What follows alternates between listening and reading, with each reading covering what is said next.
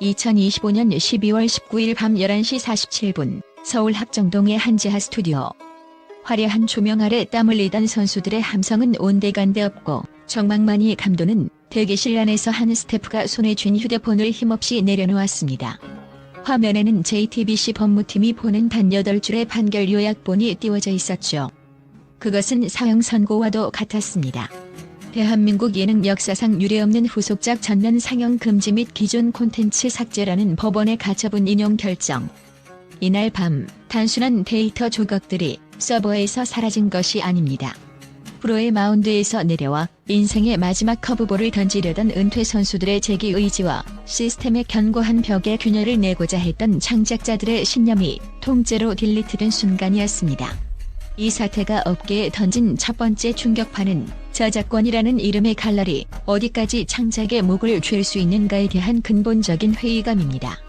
JTBC는 챔피언 야구의 원천 IP를 보호한다는 명목하에 스튜디오 C1의 불꽃 야구를 부정 경쟁 행위로 몰아세웠고 법원은 이를 받아들였습니다. 하지만 이는 방송계의 오랜 관행이었던 스타 PD의 독립과 유사 포맷 제작이라는 흐름에 정면으로 배치되는 판결입니다. 데이터 분석업체 미디어인사이트의 통계에 따르면 최근 5년간 지상파 및 종편에서 독립해 유사한 장르의 웹예능을 성공시킨 사례는 40여 건에 달하지만 이처럼 콘텐츠 삭제라는 극단적 처방이 내려진 것은 최초입니다. 이는 단순한 법리 해석을 넘어 거대 플랫폼이 자본과 법무 조직을 동원해 독립 제작사의 창의적 확장을 어디까지 억압할 수 있는지를 보여주는 잔인한 본보기가 되었습니다. 특히 법조계와 방송계 전문가들은 이번 판결이 가져올 냉각 효과에 주목하고 있습니다. 한 미디어 전문 변호사는 과거 포맷 권리는 구성안의 구체적인 독창성을 기준으로 판단되었으나 이번 판결은 정서적 유사성과 출연진의 연속성까지 부정 경쟁의 범주로 끌어들였다고 지적했습니다. 이는 향후 제작진이 회사를 옮기거나 독립했을 때 자신의 장기를 살린 유사 장르물을 제작하는 것 자체가 원천 봉쇄될 수 있음을 시사합니다. 실제로 한국콘텐츠진흥원의 2025 방송 영상 산업 실태 조사에 따르면 독립 제작사의 72.4%가 거대 플랫폼과의 IP 분쟁을 가장 큰 경영 리스크로 꼽고 있습니다. 이번 불꽃 야구의 강제 삭제는 이러한 공포가 실체화된 사건으로 창작자의 자유로운 이동과 포맷의 변주를 통한 콘텐츠 시장의 활성화를 저해하는 독소적 전례가 될 가능성이 농후합니다. 더욱 놀라운 사실은 이 차가운 법적 공방 이면에 존재했던 JTBC 내부의 심층적인 균열과 조직적 모순입니다. 본지 취재 결과 익명을 요구한 다수의 내부 관계자들은 법무팀의 강경 대응이 결정되기 전 디지털 콘텐츠 팀과 편성팀 사이에서는 치열한 설전이 오갔다고 증언했습니다. 특히 실무 담당자였던 A씨가 작성한 내부 보고서에 따르면 그는 이미 한 달 전부터 강제적 삭제는 브랜드 자산을 보호하는 것이 아니라 오히려 브랜드의 미래 가치를 훼손하는 자충수가 될 것이라고 경고했습니다. A씨가 회의록에 남긴 시청자는 브랜드의 로고가 아닌 그 브랜드가 담아내는 이야기를 기억한다는 문구는 이번 사태의 본질을 정확히 관통하고 있습니다. 방송사는 프로그램을 하나의 무형자산이자 상품으로 취급하며 감가상각비와 브랜드 유지 비용이라는 회계적 수치로만 가치를 계산했습니다. 하지만 현장의 제작진과 시청자들에게 불꽃 야구는 단순한 데이터의 집합이 아니라 소유할 수 없는 서사 그 자체였습니다. A씨를 포함한 핵심 인력들이 콘텐츠가 아닌 정치가 우선인 공간에는 설 자리가 없다며 단체 대화방을 일제히 나간 사건은 거대 미디어 기업이 추구하는 시스템적 관리가 실제 콘텐츠를 빚어내는 사람의 가치를 어떻게 질식시키고 있는지를 적나라하게 보여줍니다. 내부 고발자에 따르면 A씨의 자료는 법무팀에 전달되기도 전에 전략회의 과정에서 부적절한 의견으로 분류되어 내부 메신저 기록에서조차 삭제되었다고 합니다. 이는 현대 미디어 기업 내에서 창의적 실무진의 목소리가 경영적 판단과 법적 리스크 관리라는 명목하에 얼마나 철저히 배제되고 있는지를 방증합니다. 이러한 내부적 갈등은 결국 외부로 번져나가 예상치 못한 곳에서 시작된 연대의 불꽃으로 이어졌습니다. 판결 이후 단 7일 만에 팬덤이 보여준 응집력은 현대 엔터테인먼트 시장에서 소비자의 권리가 단순한 시청을 넘어 콘텐츠의 생사권에 개입하고 있음을 증명했습니다. 우리는 콘텐츠가 아닌 사람을 기억한다는 슬로건은 SNS에서 하루 만에 12만 건 이상의 해시태그를 생성했고 이는 곧바로 광고주인 엠미그룹의 광고 편성 재검토라는 실질적인 경제적 압박으로 이어졌습니다. 엔터테인먼트 비평가들은 이를 두고 팬덤이 더 이상 방송사가 제공하는 일방적인 편성의 수혜자가 아니라 창작자의 자유를 소화하는 적극적인 주체로 진화했음을 보여주는 전무후무한 사건이라고 분석합니다. 시스템은 영상을 지울 수 있었을지언정 수십만 명의 뇌리에 각인된 선수들의 투구 폼과 그들이 흘린 눈물까지 삭제할 수는 없었던 셈입니다. 더 나아가 이번 사태는 플랫폼의 지배력이 콘텐츠의 생태계를 파괴하는 현상인 플랫폼 만능주의에 대한 중대한 경종을 울리고 있습니다. 미디어학계의 분석에 따르면 현대 미디어 지형은 콘텐츠 중심에서 플랫폼 소유권 중심으로 급격히 재편되었으며 이 과정에서 창작자의 인격권과 시청자의 향유권은 자본의 논리에 의해 부차적인 곳으로 밀려났습니다. 미디어학계의 한 교수는 콘텐츠의 진정한 주인은 누구인가라는 질문에 대해 기존의 법칙에는 자본을 댄 플랫폼의 손을 들어주었지만 시청자들은 서사를 만든 창작자와 출연자의 손을 들어주고 있다고 진단했습니다. 이는 법적 소유권과 정서적 점유권 사이의 괴리가 극에 달했음을 의미합니다. 실제로 팬 커뮤니티와 시민사회단체에서는 이번 삭제 조치를 디지털 분석 행위에 비유하며 강력하게 반발하고 있습니다.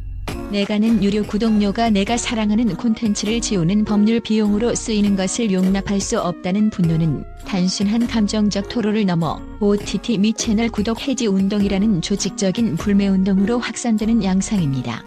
미디어 소비자 연합의 2025년 보고서에 따르면 시청자의 84%가 플랫폼이 제작자와의 갈등을 이유로 콘텐츠를 일방적으로 삭제하는 행위는 소비자에 대한 기만이라고 답했습니다.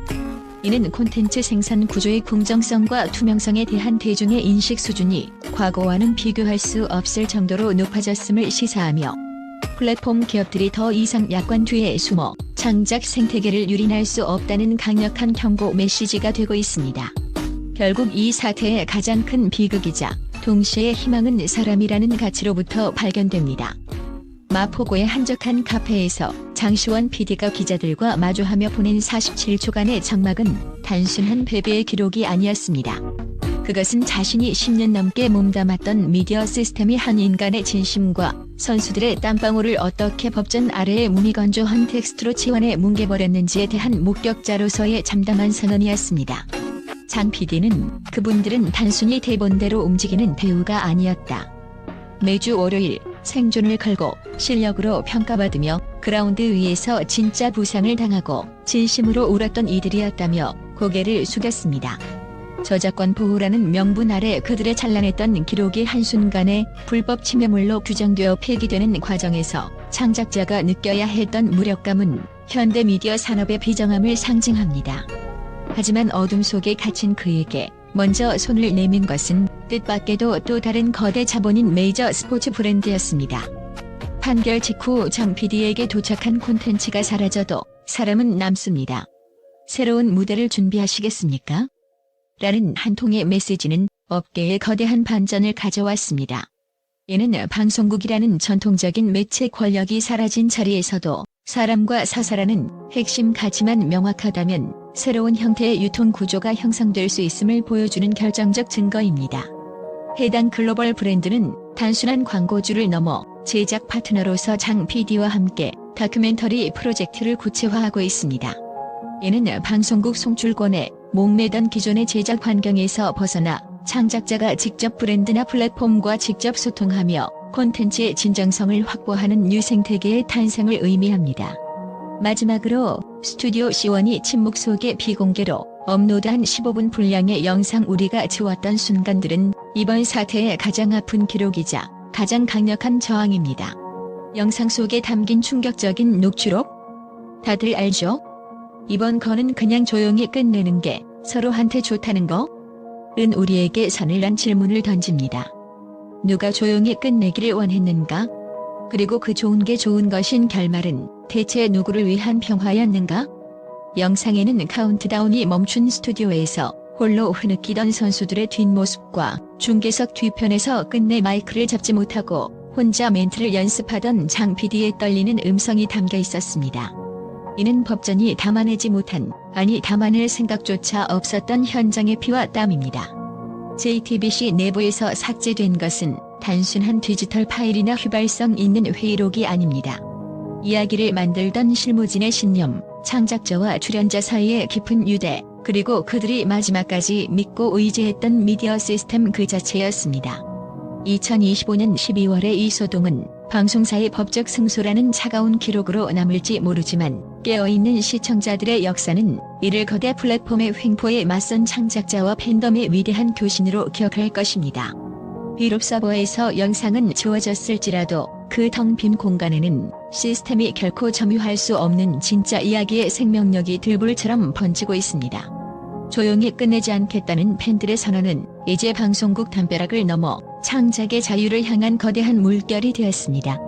삭제된 영상 한 장면을 되감기하며 눈물 짓던 누군가의 기억이 살아있는 한 불꽃 야구의 투구는 아직 끝나지 않았습니다.